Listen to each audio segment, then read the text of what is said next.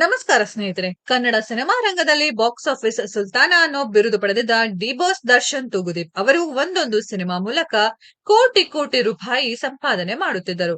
D boss Darshan Thoogudeep ಅವರ cinema ಬರುತ್ತೆ ಅಂತ ಅಭಿಮಾನಿಗಳು ಕೂಡ ಉಸಿರು ಬಿಗಿ ಹಿಡಿದು ಕಾಯ್ತಿದ್ರು. 2023ರ ಕೊನೆಯಲ್ಲಿ ಅಂದ್ರೆ ಡಿಸೆಂಬರ್ ತಿಂಗಳಲ್ಲಿ ರಿಲೀಸ್ ಆಗಿದ್ದ ಕಾಟೇರ ಸಿನಿಮಾ ಧೂಳೆಬ್ಬಿಸಿತ್ತು. ಆದ್ರೆ D boss D boss D boss ಇದು ಕೋಟಿ ಕೋಟಿ ಅಭಿಮಾನಿಗಳ ಬಿರುದು. ಡಿ ಬಾಸ್ ದರ್ಶನ್ ತೂಗುದೀಪ್ ಅವರು ಸಾಕಷ್ಟು ನೋವು ಅನುಭವಿಸಿ ಈಗ ಬಳ್ಳಾರಿ ಜೈಲಿಂದ ರಿಲೀಸ್ ಆಗಿ ಹೊರ ಬಂದಿದ್ದಾರೆ.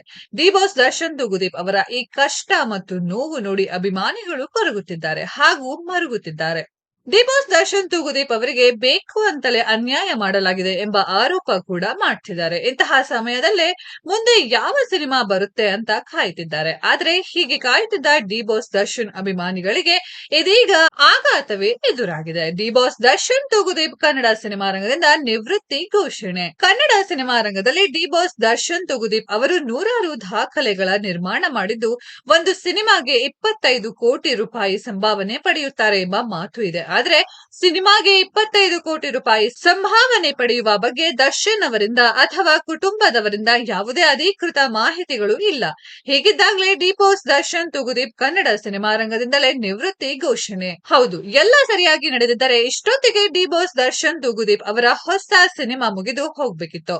ಆದ್ರೆ ಇನ್ನು ಯಾವುದೇ ಸಿನಿಮಾ ಕೂಡ ಶುರು ಆಗಿಲ್ಲ. ಈ ನಡುವೆ ಜೋಗಿ ಪ್ರೇಮ್ ಜೊತೆಯಲ್ಲಿ ಆರಂಭ ಆಗ್ಬೇಕಿದ್ದ ಡಿ ಬಾಸ್ ದರ್ಶನ್ ತೂಗುದೀಪ್ ಅವರ ಸಿನಿಮಾ ಕೂಡ ನಿಂತು ಹೋಗಿದೆ ಎನ್ನಲಾಗ್ತಿದೆ. ಹೀಗಿದ್ದಾಗಲೇ ಹೊಸ ತಲ್ಲಣ ಶುರುವಾಗಿದೆ.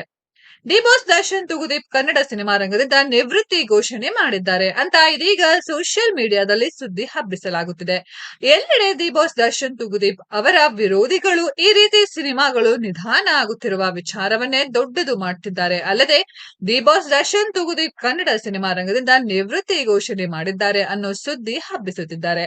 ಈ ರೀತಿಯ ಸುದ್ದಿಗಳಿಗೆ ಡಿ ಬಾಸ್ ದರ್ಶನ್ ತೂಗುದೀಪ್ ಅವರ ಅಭಿಮಾನಿಗಳು ಸರಿಯಾಗಿಯೇ ತಿರುಗೇಟು ನೀಡುತ್ತಿದ್ದಾರೆ. ಸ್ನೇಹಿತರೆ, ಯಾರೆಲ್ಲ ಡಿ ಬಾಸ್ ದರ್ಶನ್ ಅವರ ಸಿನಿಮಾವನ್ನ ಕಾಯ್ತಾ ಇದ್ದೀರಾ ಅನ್ನೋದನ್ನ ಕಾಮೆಂಟ್ ಬಾಕ್ಸ್ ಅಲ್ಲಿ ಕಾಮೆಂಟ್ ಮಾಡಿ. ಈ ವಿಡಿಯೋ ಇಷ್ಟ ಆಗಿದ್ರೆ ಲೈಕ್ ಮಾಡಿ, ಶೇರ್ ಮಾಡಿ, ಚಾನೆಲ್ ನ ಸಬ್ಸ್ಕ್ರೈಬ್ ಮಾಡಿ, ಪಕ್ಕದಲ್ಲಿ ಇರೋ ಬೆಲ್ ಐಕಾನ್ ನ ಹಿಟ್ ಮಾಡಿ. ಮುಂದಿನ ವಿಡಿಯೋದಲ್ಲಿ ಭೇಟಿಯಾಗೋಣ. ಧನ್ಯವಾದಗಳು.